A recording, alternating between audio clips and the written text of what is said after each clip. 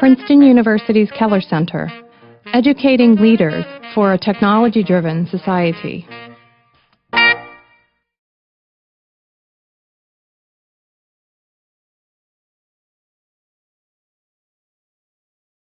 So good afternoon and welcome. I'm Gordon Bloom, and I'm the Dean's Visiting Professor in Entrepreneurship in the School of Engineering and at the Keller Center for Innovation in Engineering Education. I'd like to welcome you here today. And I'd like to say we're delighted to have Bill Drayton, the founder and chair of Ashoka, who is visiting with us today. And we'll say a bit more about Bill in a minute, but I'd like to welcome you also to the launch of the student organization, the Social Entrepreneurship Initiative, which is part of the Princeton's Entrepreneurship Club. And we have two students here who will take over from me in a minute. Veda Sunasi, who is a senior and a politics major from Mauritius, and also Faz Ulhaq, who's a sophomore after a little bit of time off, who's from Pakistan. But before we really dive in, I want to say just a few things about both the Keller Center for Innovation and also a little surprise that we have for you, which the three of us would like to orchestrate. So as many of you know, in 2005, the Keller Center was established at Princeton by a generous endowment from Dennis and Constance Keller, for which we are greatly thankful, a trustee, alumnus, and longtime supporter of the engineering school and our work here, and also indicate to you that the mission of the Keller Center is to educate leaders for a technology-driven society. A broad and wonderful mission here at Princeton. The center is creating new courses and strengthening existing ones that go beyond purely technical subjects to provide students a broader understanding of the global, economic, environmental, and cultural forces that shape and are shaped by technology. At the same time, the center is enhancing students' technical education through internships, entrepreneurial opportunities, and through exposure to real leaders and entrepreneurs, and I add social entrepreneurs. So thank you, Bill, for coming today to be part of our program this year. Now, our surprise, gentlemen. I'm going to give you over to Veda, who has some remarks about the Social Entrepreneurship Initiative. Oh, to Faz, okay. And then a little something we have for Bill. So yeah, I think we're going to build the suspense up and keep you waiting a little bit more for the surprise. I'll just quickly introduce the Social Entrepreneurship Initiative here at Princeton. Like Gordon just mentioned, we're a relatively new organization. And the way things started kicking up was this year. A bunch of students got together at the beginning of the year and were brainstorming ideas about how to make social entrepreneurship a more integral part of the Princeton experience. And we heard about Gordon Bloom, who was a visiting professor, and he was offering a course in social entrepreneurship. And fancy that, that became the base for getting a very motivated and diverse group of students together. And all of us got together and utilizing the existing resources, most especially the Keller Center, with the help of Cornelia, who's been incredibly helpful in getting this up, and more especially the existing Princeton Entrepreneurship Club, which has been in existence for the last 10 years. And we joined forces with the Princeton E-Club and realigned its focus. And our main event this year is going to be the new Tiger Launch, which is a business incubator competition for new businesses at Princeton. And we're delighted to tell you guys that this year we have a separate track specifically focused and geared towards social enterprises at Princeton. The Reach Out program of class of 56 and 81 have been incredibly kind, and they're sponsoring this new track this year.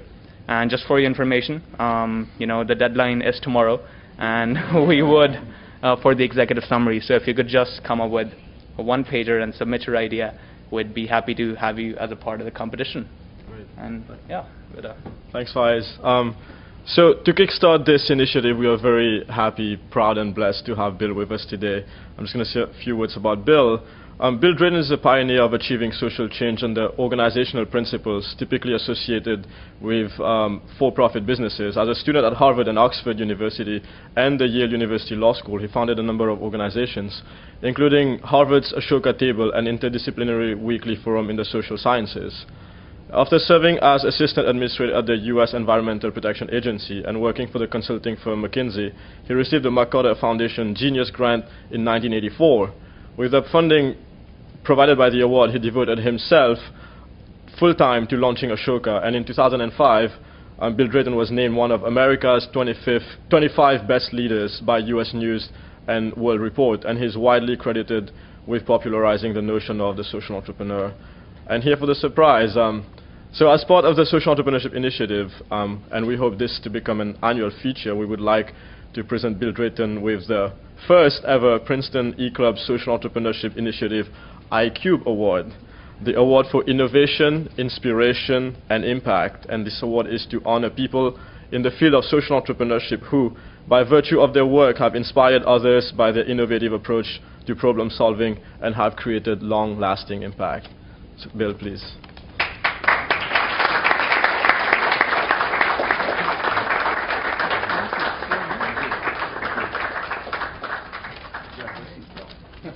And with that, we'll leave the floor to Bill. Bill Drayton, everyone.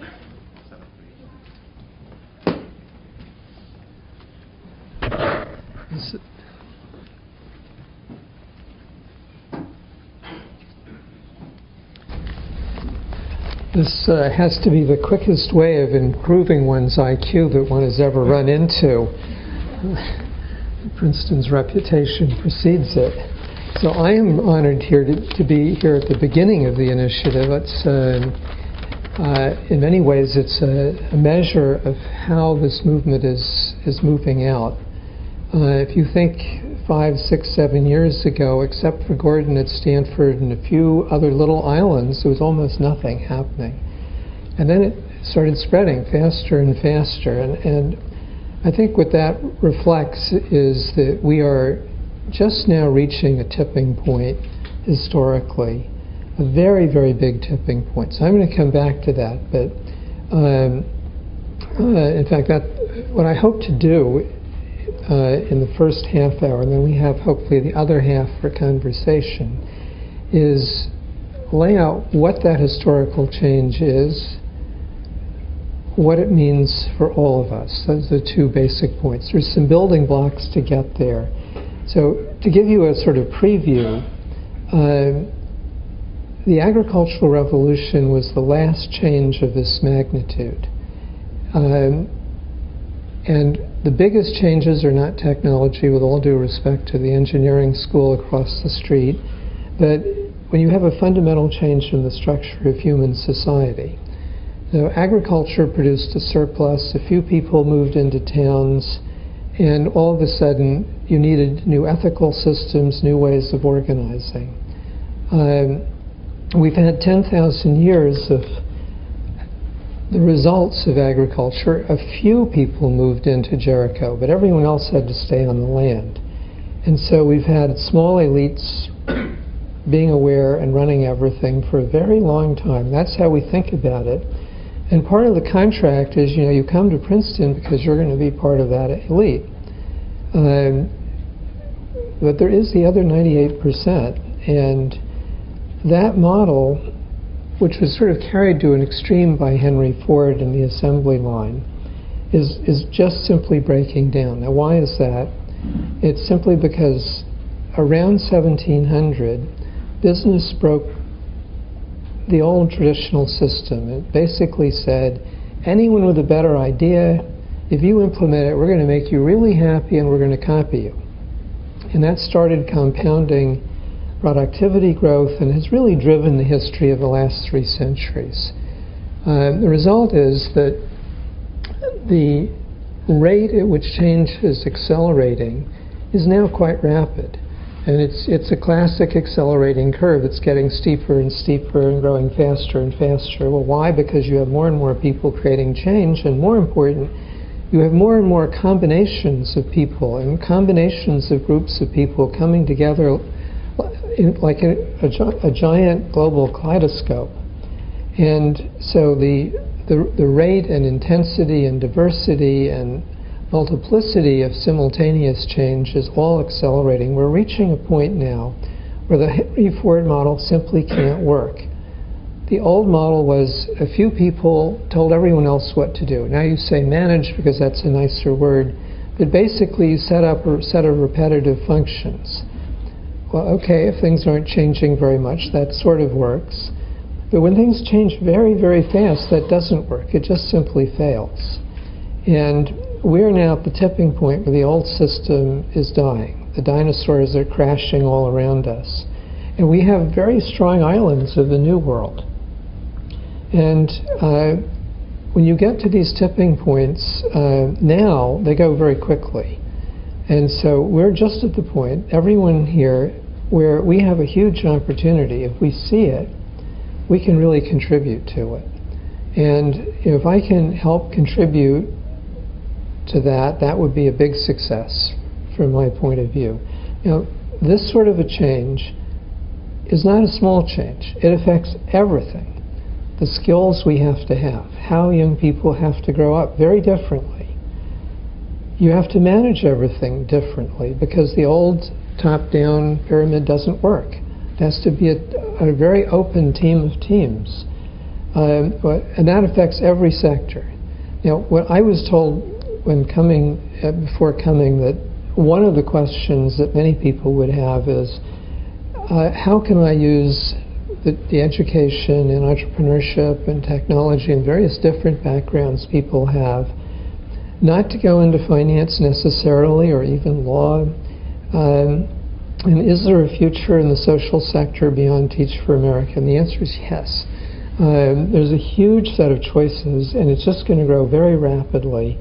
And so, again, what I hope to do is, first of all, introduce who are the social entrepreneurs, because they're playing a very key role. There's a reason that social entrepreneurship has come up dramatically in 3 decades. 30 years ago, the phrase social entrepreneur did not exist. If you don't have a word, the probability is that something was sort of missing in reality as well. Well, that is changing very, very rapidly. And so who are the social entrepreneurs? That's a key building block, and it fits into the career path questions. Then come back to the history, and then I come back around finally to the what does this mean for every person and every institution. Now, first, a quick introduction. I think most of you know Ashoka, but Ashoka is like everything else now, has to change very rapidly. So we are known as being an association, a movement of some now 2,700 very leading social entrepreneurs from all across the world. They're very powerful. We just got our 9th year of impact evaluations results back from the Corporate Executive Board about 2 weeks ago. And what that shows is that 5 years after an Ashoka Fellow is elected and starts work, 52% have already changed national policies, 76% have changed the pattern in their field, on average 3.2 times, again at the national level. Now this is a very, very powerful community, and in the face of this change, where these people are playing such a key role, Ashoka not only helps find them, helps them get started, helps them succeed over their life and create a community, but now we're actually entrepreneuring together. And this is something absolutely new in the world and incredibly powerful.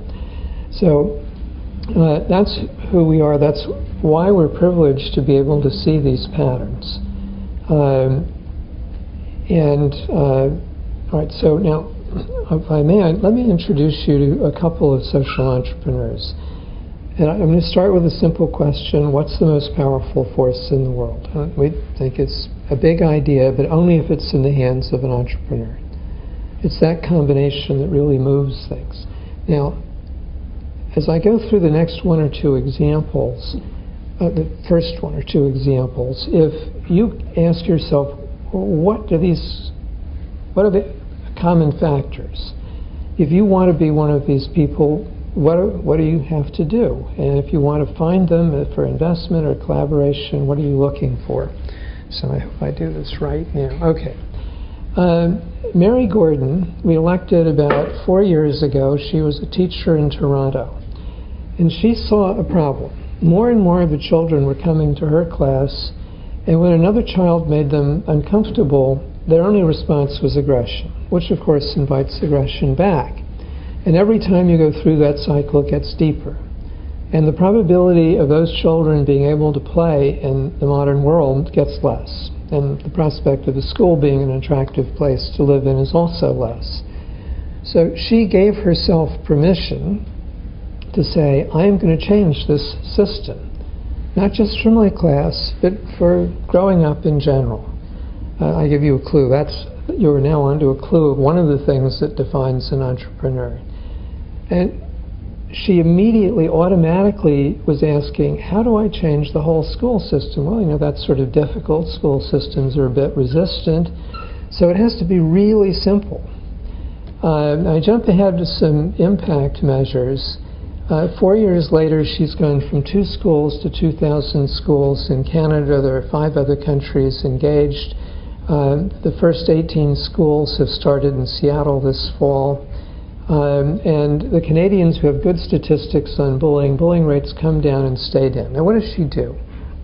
She brings an infant, less than 1-year-old, to the class. She asks the schools to give her 1, preferably 2 hours a month for a year, so 8 to 16 hours. And the infant wears a little t-shirt called The Professor, and comes with mom, occasionally dad, and there's a green blanket for the professor to reside on. And the students, not the faculty, the teacher, have a responsibility of figuring out what is the professor saying, and later what is the professor feeling. There's a series of exercises. Now, and this is limbic learning. It works. This is really simple.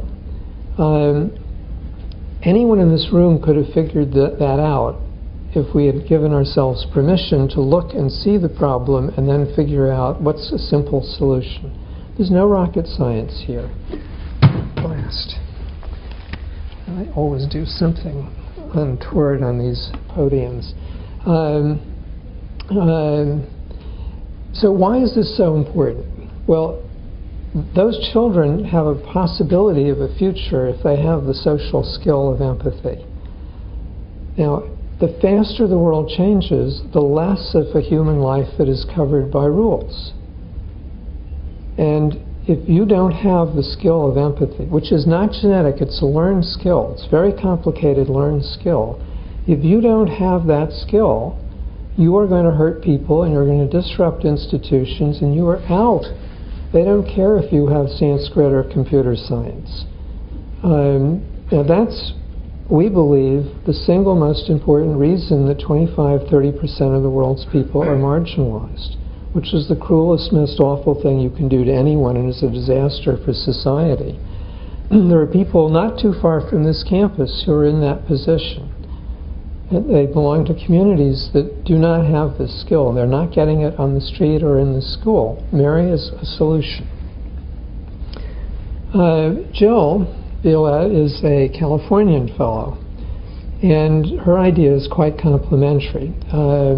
She goes to the schools and says, don't cancel recess.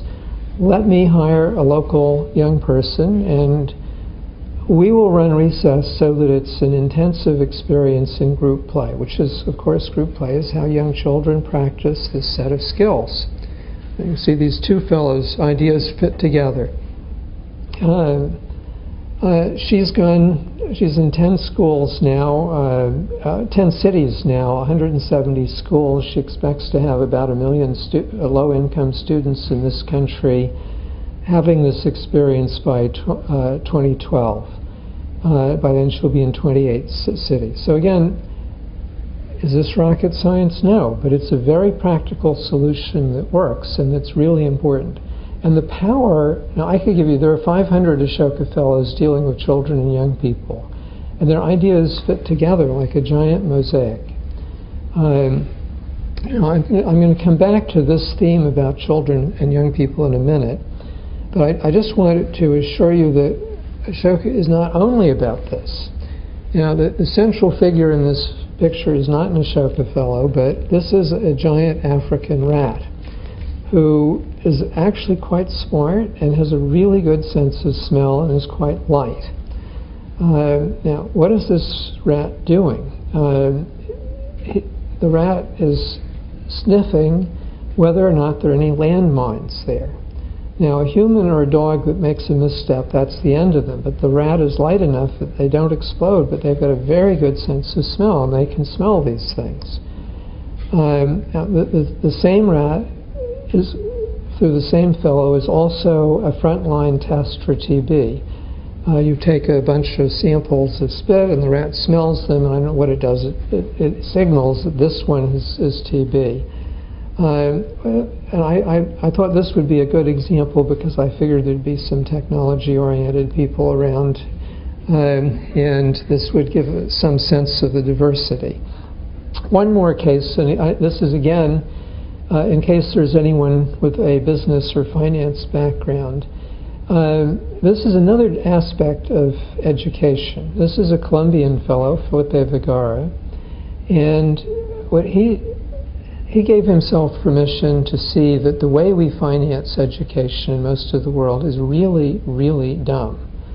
The government has no idea how many veterinary places or undergraduate places are needed. So they sort of keep building them. There's no market clearing price. And then they underprice them because they're trying to be nice to people and win people's support. So now what happens, everyone remember Act 1, when you have too few of something, too little of something that people really want, and you underprice it. Influence comes to bear. Corruption is another word for it. One of my closest friends in India, his father founded 9 law colleges in what is now called Mumbai. And you go to dinner at that house, and I would guess 1 out of 6 times someone is there, and somewhere late in the dinner people say, oh, my niece really smart. Don't you think she should? Yeah, sure, niece really smart. She should go to law school. Have her come and see me. And then, a little bit later, there's a favor that goes back the other way. And in places where corruption is at a hyper level, such as Nigeria, it's not so subtle. The implications of this is that as young people are starting their life, they know the system is corrupt. It's also highly inefficient.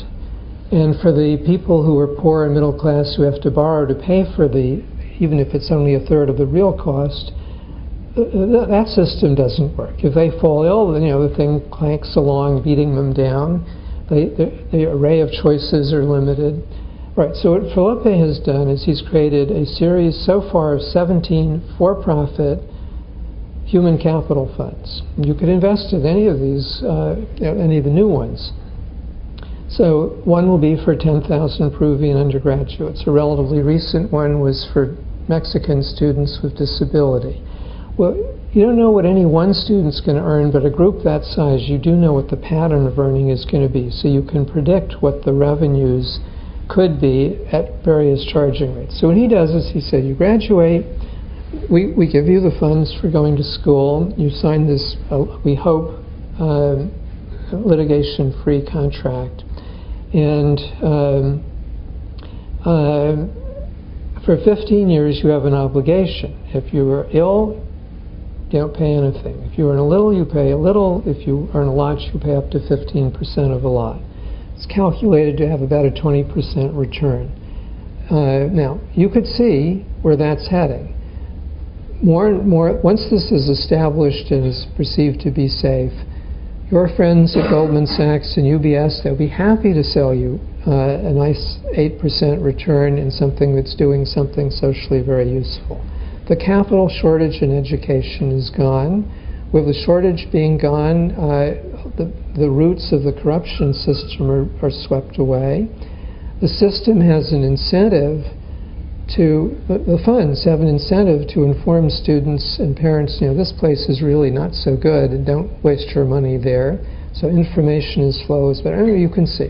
Now, in all four of these cases, what you've got is someone who has given themselves permission to see a problem and find a solution and continuously work to make it happen. Everyone here can do that. Most people in the world have been told all their lives, no, you can't do that, and they believe it. So please, that's my plea, please don't allow people to do that. So now, you probably have got most of the criteria. This is what if you're on an Ashoka selection panel, you'd say, is there a pattern-changing new idea that's going to operate at the continental level or not? Is the person creative and goal-setting, problem-solving? Is the person entrepreneurial? By that, we do not mean getting things done, leadership, management. Millions of people can do that. The core here is the person going to not be able to stop until they've changed the pattern in the field? That means they're going to be realistic, they're going to keep at it for decades. It's a constant iterative creative process. Once the idea is demonstrated in one place, will other people in the field say, oh, that's a good solution, that's practical, let me try that. And finally, ethical fiber. Now this is really, really important. So let me pause on this for a moment. The faster things change, the more we need everyone to be a change maker. That's where we're headed. When you're a change maker operating, and everyone around you is operating fast, you're very powerful. And if you are not skilled at not hurting, and put it the other way, at being really good at helping people and helping the institutions and society, you become not only very powerful for the good, but for the bad. And so the system simply requires you to be really good. So ethical fiber is not just a nice thing, it is an absolutely essential thing. For entrepreneurs who are, of course, the cutting edge of this, we are always asking people to do things that they would not normally reasonably do. And they do it. Not because of the clever words we say. The transaction is at a much deeper level. It's, do I trust this person? The primitive brain judges that very quickly. And then, is this person completely married to this idea? Well, for a good person who is an entrepreneur, those register strong yeses, and then people are with you.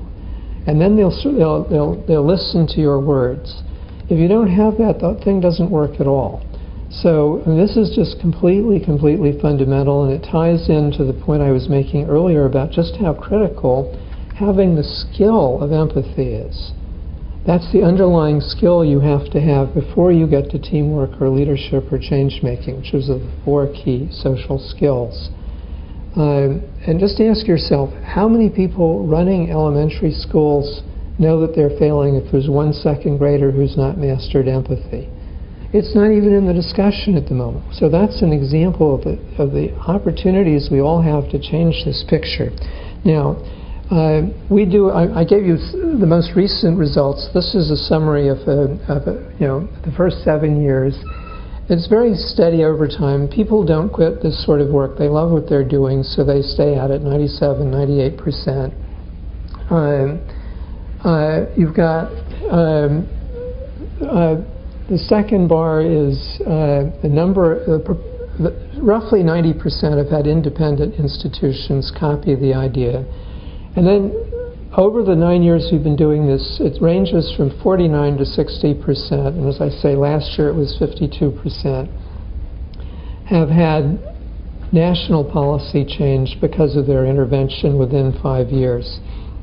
Now, you think about these measures. We're doing this 5 years out because when an entrepreneur is getting started, you can't do comparative analysis because it's a brand new idea. There's nothing to compare it to. And the entrepreneur doesn't know how it's going to work, and they don't know exactly how they're going to get there. And to ask them to come up with a detailed business plan is a completely unrealistic fantasy. What they know is that this is a big win for everyone, and they're going to figure it out. But 5 years later, you can ask some questions. Is the system really changing? And I wanted to dwell on this for a moment because universities are always pushing for more quantitative analysis, and judgment is just as important. Like bar graphs. So McKinsey for 10 years, how could I not? But judgment is really, really important. And as you're thinking about how to design any system, remember, the faster the world changes, the more we have to be changing systems. It's not doing anyone a service to not take judgment as being as valuable as analysis. It can be quite disciplined. That's what I'm trying to show here. Okay, now, so far we're at the first level of Ashoka's work. When you think about how Mary and Jill's work fits together, you begin to see the second level. Our core process is we have an open source beginning. We look for any idea. We have no definition of subject matter. If we did, we'd always be behind the curve because it's always the entrepreneurs who see something for the first time. Once we get a couple of hundred entrepreneurs, people who have bet their lives that they're going to cause major structural change in this field from all over the world, it's not us saying, you know, we're so smart that we can tell that this issue is really cool and this is the right time. These people's lives are on the line. Entrepreneurs do not like to write books. They don't do that. They cause change, and if they can't cause change, they're deeply frustrated. So they don't move until they think they've got something that's really going to move the system in a big way. When you get a couple of hundred, it's not only does it say the system's going to move, but it's telling you it's going to make an S-curve jump. It's not an incremental change in the system as it is now. There's going to be a change in the system. So if you think back what I was saying about children and young people here, the change in the system is, I can explain it very simply. The old system was, you got to learn things. You got to learn the rules. You've got to learn knowledge. That doesn't do it anymore. The half-life of knowledge is getting short. The rules cover less and less. You have to have these 4 social skills to be able to function in the society where we're headed now very quickly. Remember, that curve of change is escalating faster and faster. And it's empathy, teamwork, leadership, and then the highest level of leadership, change-making. Every one of those are learned skills. And so that is a redefinition of what good parenting is, what good education is, and probably most important, it's a redefinition of what young people have to understand as they organize their own lives, what's important. So our job, and everyone in this room can contribute to that, is to help people see that new S-curve jump. All right, so that's an example of, and you know, I could give you examples in Law for All, business and society coming together in a unified business system. These are all cases where there are hundreds of entrepreneurs, and you can see there's going to be a really big jump, and then you have to figure out what it is, and then what are the 1 or 2 things that are going to get us there. And then, and this is something that's completely new, has never been done before, we're just learning how to do it. By then we have 300, 500 of the world's leading social entrepreneurs, plus business entrepreneur partners, and we can entrepreneur together to tip the world to the new S-curve. So I'm just going to take the example of every young child must master empathy. What do we as a group have to do to tip the world there? Well, every continent except Europe and Africa, there's one country that's over half the population. So if you take China, Indonesia, India, Brazil, US, those are the core 5. And then you've got the Arabs who are splintered, but that's another sort of 500 million people, and you have the Japanese, German, and French tribes, and it sort of peters off. So somewhere in the range of 9 to 10, if you can get those, you can really tip the whole world. And so what do we have to do in each of those? In the case of every child must master empathy, our goal is that many parents most principals know that there is a huge problem if any second grader has not mastered empathy. Now that's not a very complicated goal. We can do that. And we can certainly do it when we have many of the leading entrepreneurs in the field in those key countries who immediately can say, all right, if we have to get 3% of the influential schools to do this, and we have to get 35 of the key influencers, scholars, journalists, policy people, trade union leaders, all right, who are they? Which ones are going to be most important? Who's going to get it? Who knows them? Well, we have that knowledge. And so entrepreneuring together is something completely new. It was, and that's a function, and what I've just been describing to you, the world where we're going, I think, is going to be a team of teams. And we are facilitating in this process, creating a team of whatever entrepreneurs have come up, wherever they are in the world, to think and act together. And that team will work as long as the task needs to be done, and then it will be gone. It will be new teams coming. And the people on that team all have to have the skills of being a team member. That, you know, a team, everyone is a player.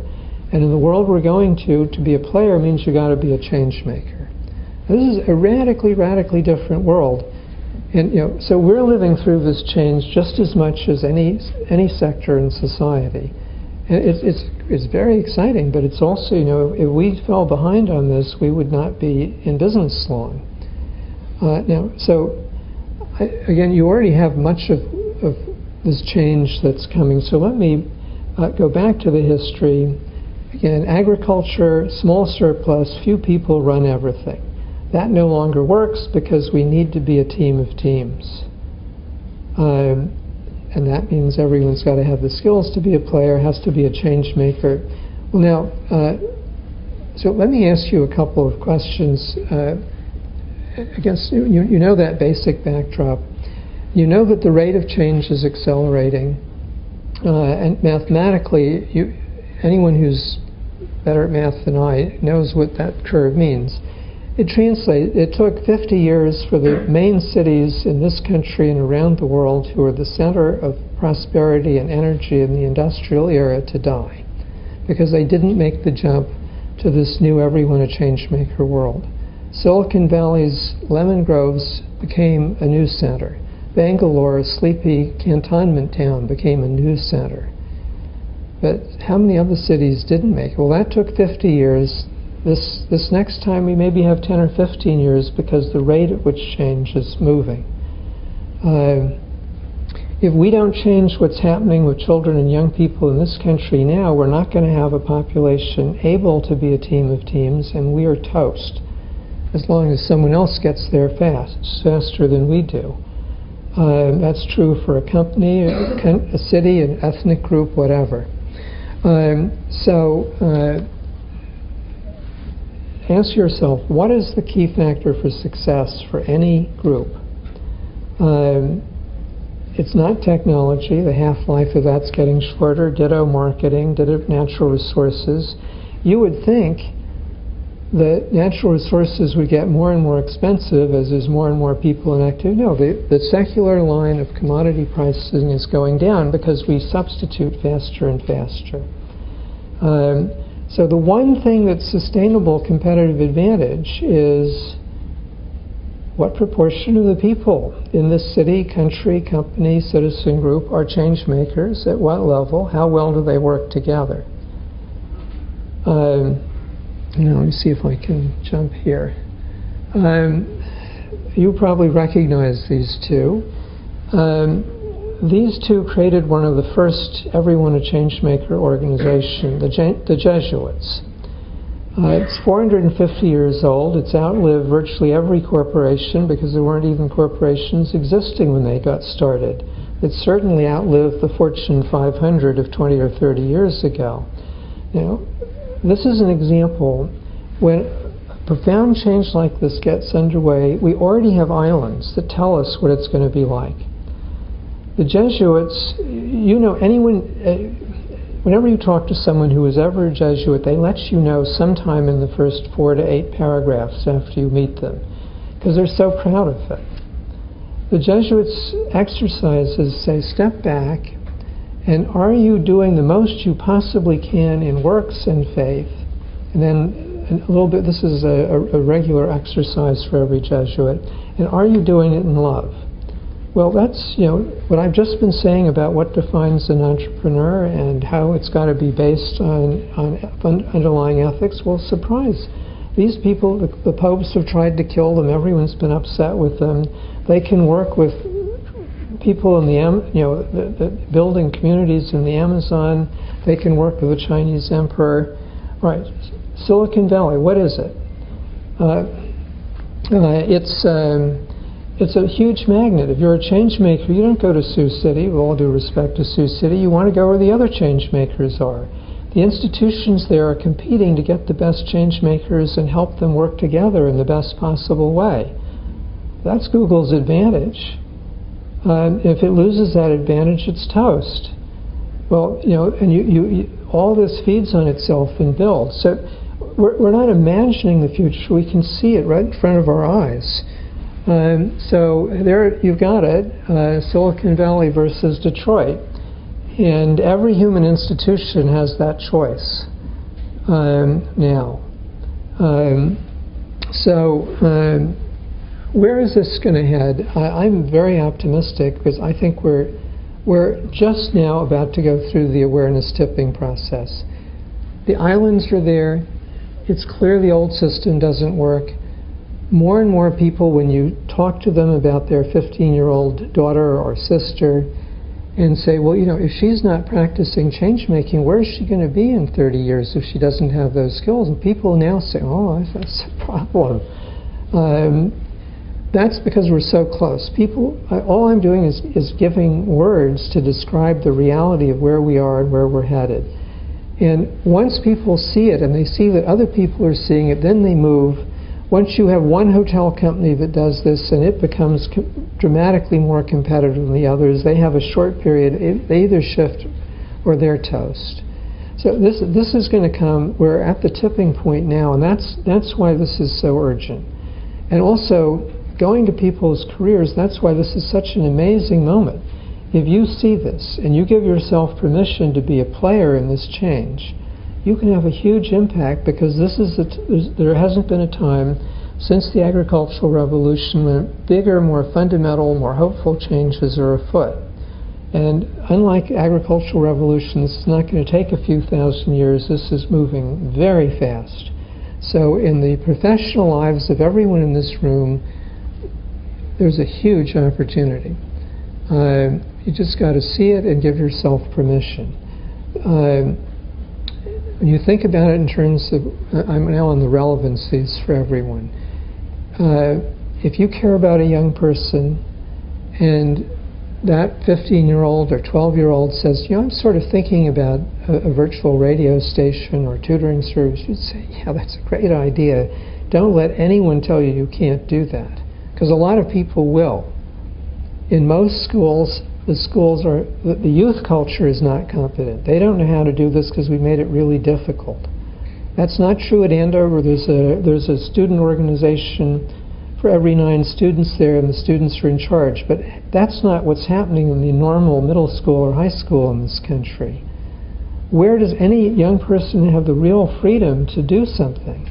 Well, in the class, who controls that? Sports, if it's still there, who controls that? Who controls whatever student organizations? I mean, this is really craziness. This is foot binding of the spirit going on. And we're increasing the gap between the small elite that has this and the people here are part of that small elite and everyone else. We can't even see the difference. A 15-year-old black girl who's part of Ashoka's youth venture just articulated this beautifully last summer, and she said, I get it. It's not gender, it's not race, it's whether or not you're a change maker that divides the powerful and the not powerful. And that's only going to get to be more so. So, for God's sakes, if you see any young person who wants to do something, tell them to start dreaming like Mary and Jill and practice that. That's the best thing you can do for them. And if they succeed in doing it and a couple of others do, then you can start tipping the culture one school after another. do you care about an institution? Almost everyone is a member of a religious institution, a company. We live in a world of groups. Well, is your group going to make that transition? Does it see it? How can you help them make that transition? What sort of skills do you have to develop as this world evolves? And we're all going to have to develop these skills. One of the things that characterizes this period, there's no plateau. We're not going to come up to this level of empathetic skill. It's just going to have to be higher the next year. This is going to be a great world, but this is the most historic change we've been through. And the social entrepreneurs are right at the center of it.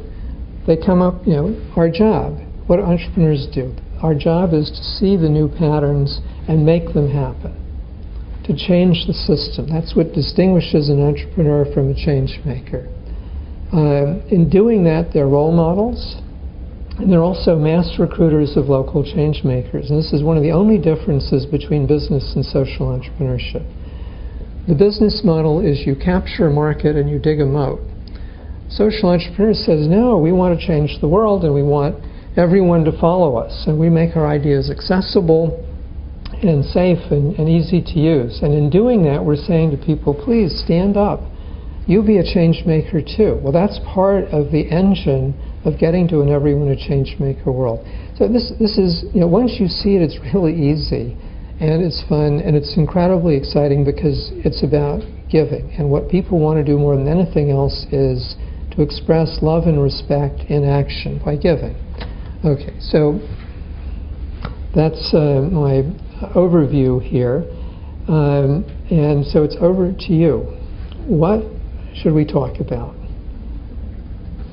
And you have a mic right there. There's a mic here. If you have a question, just raise your hand and we'll pass the mic.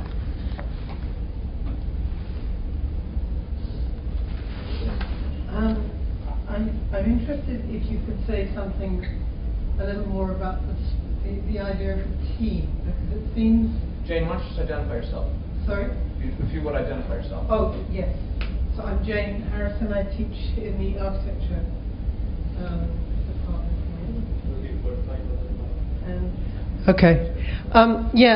I mean, I come from England originally, and I came here as a child the first time, and one of the fundamental cultural differences for me was the orientation or the importance of the team in American culture as opposed to other concepts of social interaction and so on in Europe. And it seems to me that the structure of the team has been fundamental in the formations of the corporation, in the power structures in this country, and yet I sense that you're talking about the team in a slightly different way. And I wondered if you could say a little bit more about that in light of the kind of shift from the kind of Henry Ford kind of models to, in a sense, the kind of future that you're charting out. Well, first, I have to rise to the defense of England, because I think England actually played a very key role in understanding how important teams were, and it's completely central to England's contribution. We did a very interesting survey of team sports. We identified 55 team sports in the world, and all of them, with 4 exceptions, were created in England or one of the countries that deeply influenced: Ireland, Scotland, Canada, US, Australia, New Zealand. There's an utterly obscure German one, late 19th century, which I've never heard of before or since and is unpronounceable. And then there's a series of, the Aztec rubber ball game and lacrosse and polo. Those are ambiguous. Polo was systematized in 1846 by the British in Manipur, but was it just, people hitting, moving carcasses, or was it?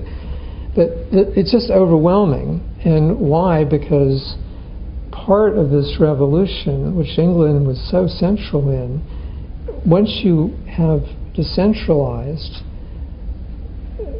so you say, please, let's have lots of people take initiative, which is how this tiny little wet island overcame Ireland, and the Spanish and the French and the Germans and everyone else. because a much higher proportion of their people were actually able to contribute. But that's setting in motion a fission process, and the atoms have to be self-disciplined. And so, the saying the future of empire is formed on the playing fields of Eton, that people were aware of that.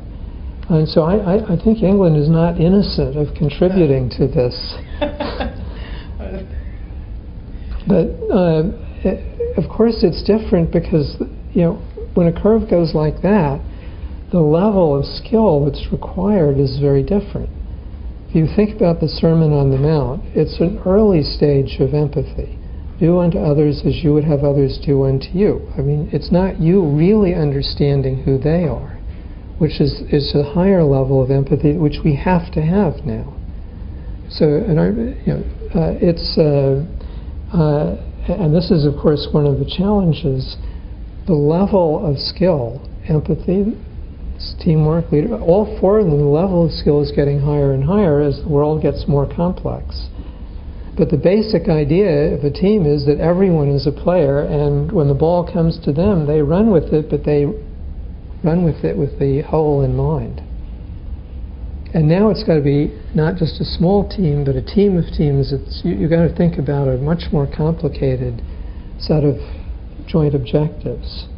Does that make sense to you? Yes, I think it's a longer question. I'm interested in where the team suppresses the innovation and where it supports innovation, because it seems that teams can do both, and it's a kind of complex animal in that sense. This is one of the conversations that we have with the Google management, is that when you have several tens of thousands of people, you've got to somehow have all that energy ultimately coalesce into new products in their case.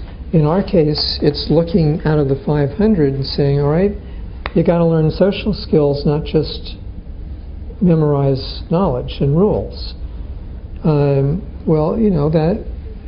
Mary and Joel see their work differently because we now articulate that. It's much easier for them to work together because we have a common set of goals. And, so you're exactly right. That is, how do you run an integrated, decentralized organization or society or religious group or whatever, which has to be made up of collegial entrepreneurial people who have both sets of skills. And that's, that is, all of us are going to be busy inventing new ways of organizing and managing, but that's exactly the goal, and that's exactly the tension.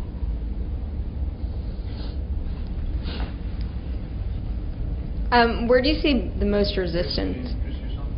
Hi, I'm Rachel Steinberg, undergrad, Woodrow Wilson School.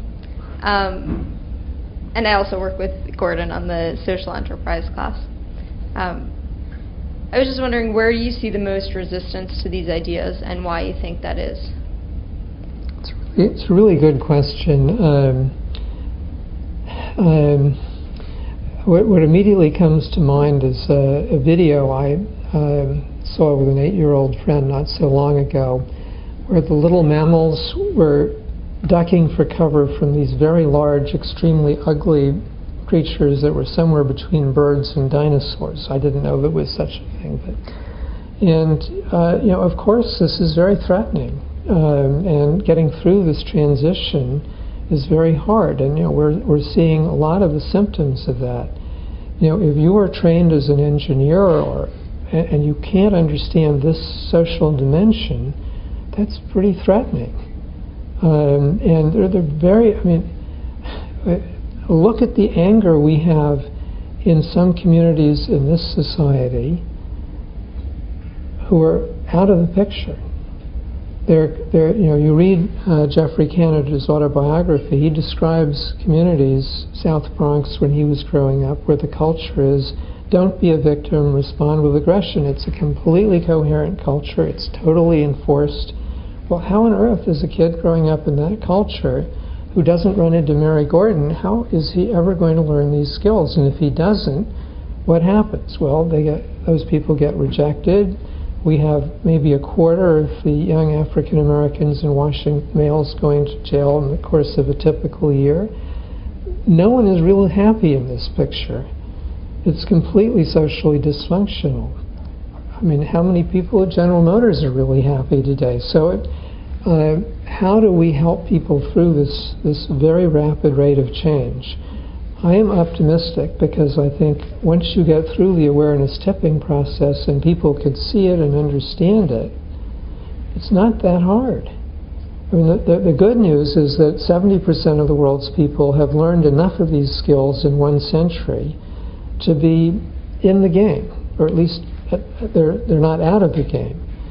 The trick, so it's very hard, and I know that we're going to have huge dysfunctions and conflicts until we're through. But once we're through, the system is completely reinforcing. Did I? Yeah, thanks. Okay. More questions? My friend. Oh, sorry. So you talk about kind of. Oh, I'm sorry. I'm Jacob Hiller. I'm a senior in the chemistry department, also in Gordon's class. So you talk about kind of revolutionizing early childhood education, or just childhood education, kind of in favor of sort of these 4 major skills that are sort of underemphasized, maybe in preference to more standard education. And I completely understand where you're coming from. I imagine you probably mean, though, that like we should integrate them in with standard education. I mean, maybe teaching science in a way that's more collaborative. Could you maybe go into a little more detail on how you would imagine a specific educational program to do that, to integrate these kinds of skills? Yes, absolutely. First of all, we know from looking at the Ashoka Fellows dealing with children and young people across the world that when you treat young people with respect and you assume that they're competent and you help them develop a youth culture that is competent, not surprisingly, they are less alienated, less frustrated, less angry, and even the traditional measures of education, language and math, shoot up. So they actually fit together very nicely. If you want people to be responsible and motivated to learn, well, if you insult people and say you're incompetent and stay out of the way, we run everything, thank you very much. Well, where have you heard that before? That's how we used to treat colonial people and women and so on and so forth. And no one has ever liked that. This is the last group of people that we treat this way, almost the last group. And, if you think about what really good classroom teaching is about, it's about group learning and experiential learning and problem solving and moving away from rote memorization. And, it's a complete fit. And so I give you other examples. Peace Games, I just was at PS 191 in New York. Well, that's in the class. Well, there's another fellow, and I'm just giving you examples from this society based in Charlotte, and there's a zone when young girls lose it, 5th grade through 8th grade typically. And so she's addressing that. Well, all these pieces fit together and they're all aimed in the same direction, saying, you're a competent person, you've got to develop these skills, you can, and we're going to support you doing that. And, before we started something called Ashoka's Youth Venture, and one of our colleagues is actually here, which is now in 30 countries around the world. What we'd like to see is 100,000 young Americans and similar other countries every year, 12 through 20, have their own idea, build their own team, and leave something changed. Now, our experience is they'll have 20 to 25 kids per group. If you get 4 or 5 in a middle school, such teams to succeed in 2 years, that's 100 kids selling everyone else, come join us, use our service. You can start tipping these cultures in the direction of being competent.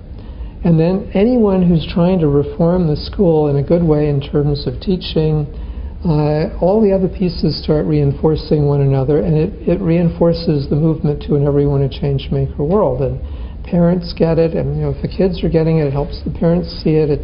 It's a very virtuous cycle.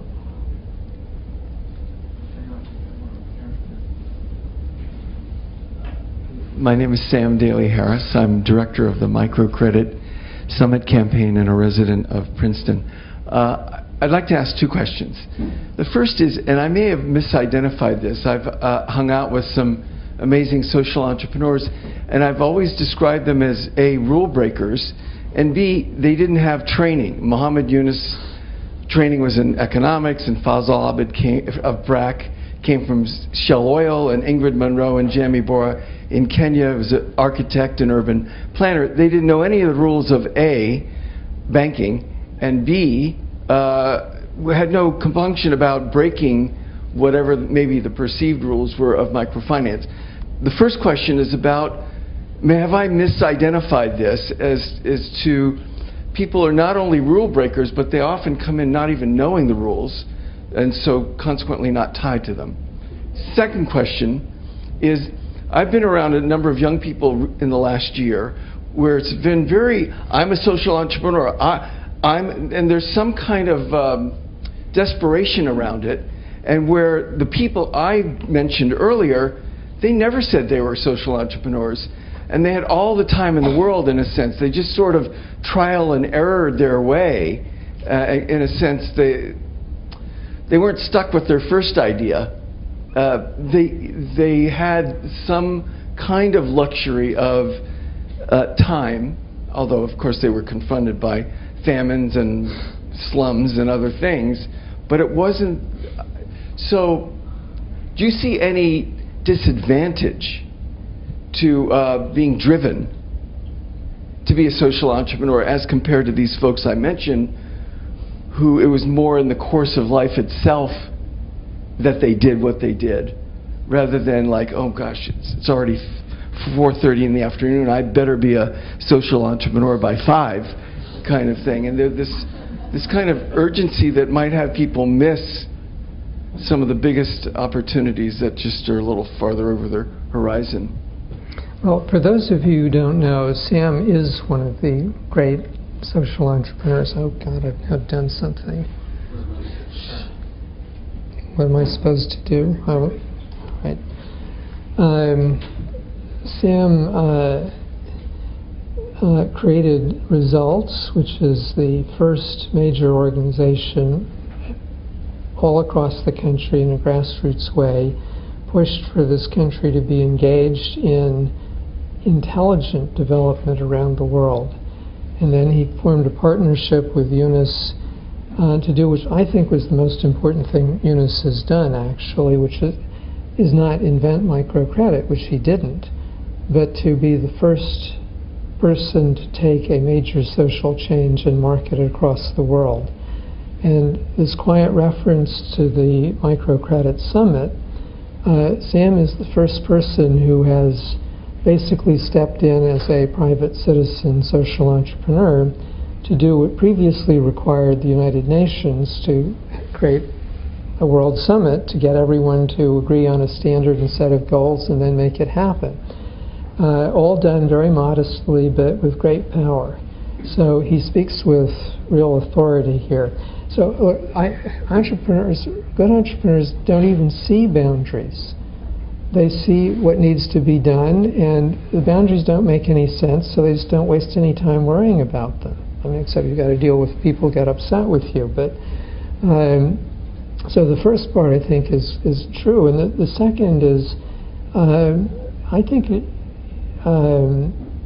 know, if you're setting out to do something really big, you don't think it's going to be done in the time horizon that's appropriate for a salaried job. You know, this is not a case that you do in court. This is how do you change the whole society and increasingly the whole world. I mean, Sam didn't say, I'm just going to do it for one country.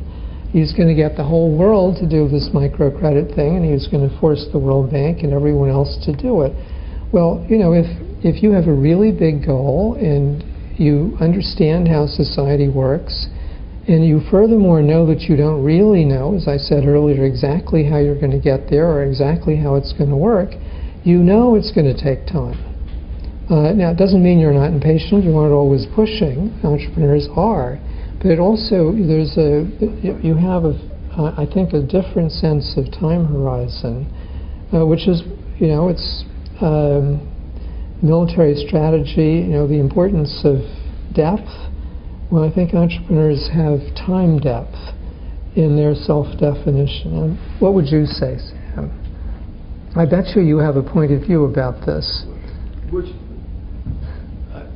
No, I'm just fascinated by these people who, the entire field of microfinance says you can't make microloans successfully to beggars, thieves, prostitutes, and gang members. So nobody does it. Then Ingrid Munro does it. And it's like, then it gets kind of back to your question, like, who opposes this stuff? When I read that book that David Bornstein did on Ashoka, I got to the first chapter and the second, and I said, yes, this is real. There's government opposition on every page. The policymakers don't get it, resist it, and the guy in Brazil or the guy over here or the woman there, that was the resistance they were constantly fighting, the resistance of policymakers to something different, to something new. And so it's a fascinating field to watch and be part of. I think we have time for one more question. We have one maybe at the back.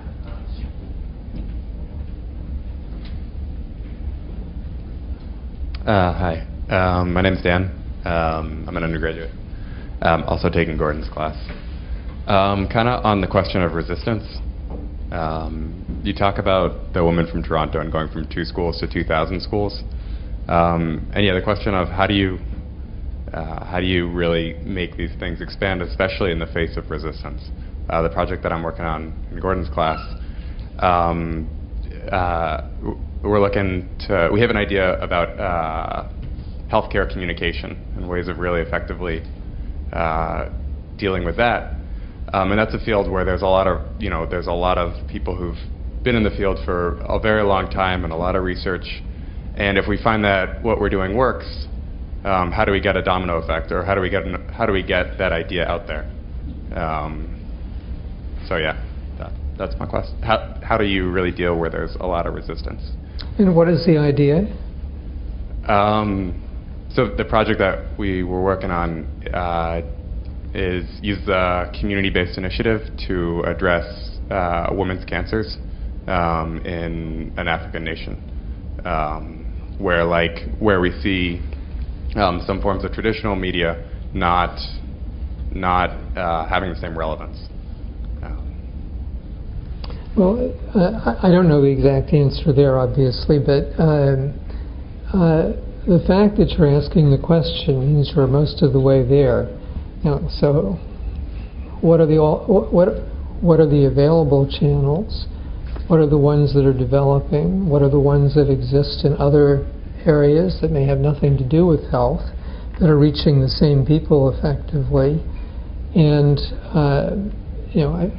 right now there are so many new channels of communication opening up, and so many different ways of organizing, and the level of confidence and self-confidence in populations across the world is so improved that I don't know, as I say, the specifics, but I'll just give you a couple of quick examples. We Ashoka in this case, as part of a demonstration that if you take business and society, you can do things that neither can do. Well, if you go to the state of Punjab in India right now, you will find in a half dozen villages, and it will probably be in 600 by the end of the year, bright blue buildings sitting near a well. And in that there are 3 things. There's a reverse osmosis machine, and 70–80% of the villagers, it turns out, are willing to pay for safe drinking and cooking water. There's a micro pharmacy, but it's able to cover 98% of the needs. There are a few exotic things it doesn't have. And then there's distance diagnosis, which is digitally done. So the doctor is sitting comfortably in a city. The doctor does 50,000 diagnoses a month, artificial intelligence and paraprofessionals are a part of that. Well, this changes very dramatically the health situation in those villages, and our plan is to move this thing out broadly, specifically to take the software and the organizational approach and find different business and social partners in Brazil and Philippines, etc. And in this case, we've been able to get for-profit venture capital funding. Now, I give you many, many examples. We all know that all of a sudden the barrier to getting to individual people that had existed and was caught in the iron grip of the corrupt national monopoly Post and Telegraph's office has been broken. And all over the world, cell phones have suddenly become available, and they're becoming more and more powerful. Well, that's only the beginning. You know, think about the cloud, and I mean, there's so many technical things. But in addition to that, the example I was just giving you couldn't work if business and society were not at the level that they were both entrepreneurial and competitive. Since 1980, the citizen sector became entrepreneurial and competitive structurally. We've been catching up with business in productivity, scale, and now globalization very fast. So now it's actually quite practical to do joint ventures. Instead of having two systems that don't talk to one another, both of them being highly suboptimal, you can take the best of both and create a dramatic productivity gain in virtually every sector. Well, what I've just been describing to you is tearing down a wall that is a deep barrier, has been a deep barrier preventing people having this kaleidoscopic team of teams coming together. And so, you know, it's just an example of how fluid and open things are. If you give your, again, since I think this is the last question, I come back to my central theme. Everyone here can do what Jill and Mary and Philippi and the other 2,700 fellows do. They gave themselves permission. The very fact that you're asking this question, and this is one of Gordon's great contributions, is that he starts people actually having the experience of seeing a problem and asking a question and beginning to, you know, it's the first time you get on the bicycle, then all of a sudden it doesn't look so scary. And, you know, the biggest barrier we have is that we've had 10,000 years where we were all told, no, no, no, no, you can't do it. We, the small elite, do everything. And I mean, you know, we've got to break out of that mindset as well as all the other barriers. Thank you very, very much.